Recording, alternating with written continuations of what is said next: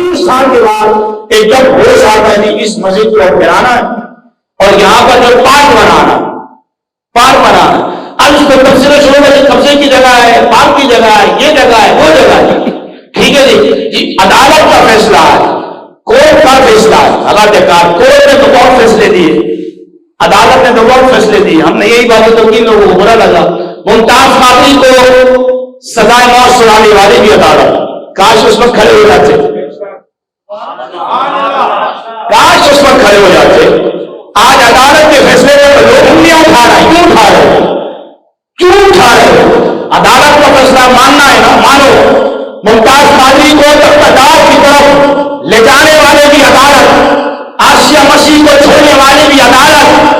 ہم نے جب احتجاج کیا لوگوں نے کہا عدالت کا فیصلہ ہے، اللہ نے کہا مسجد بعد میں میرے نبی کی عزت پہ رہے ہیں، مسجد بعد میں ہے، میرے نبی کی شان پہ رہے ہیں، مسجد بعد میں ہے، عزت رسول پہ پیرا دینا پہلے ہے۔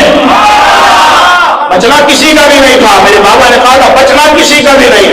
کاش تمہاری یہ غیرت ممتاز قاضی کے وقت میں جاگی ہوتی، ہم کہتے نا نا نا، ہم اس فیصلے کو جوتی کی نوک میں رکھتے ہیں۔ آج ایک سینیٹر کہتا ہے ہم اس فیصلے کو نہیں مانتے، ہم اس فیصلے کو جوتی کی نوک میں رکھتے ہیں۔ میں نے کہا سینیٹر صاحب، ممتاز قاضی کا فیصلہ بھی عدالت نے دیا تھا، آسیہ کو چھوڑنے کا فیصلہ بھی عدالت نے دیا تھا۔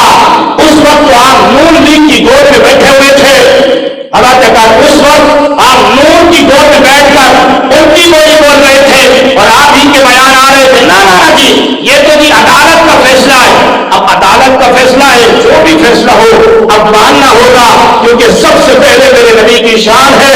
امام احمد رضا نے کہا تھا، ہوتے کہا خلیل و بنا کعبہ و منا لولا اقوال صاحب، سب تیرے گھر کی ہے، اولا عین والی تیری نیند پر نماز، وہ بھی اثر جو سب سے زیادہ خطر کی ہے۔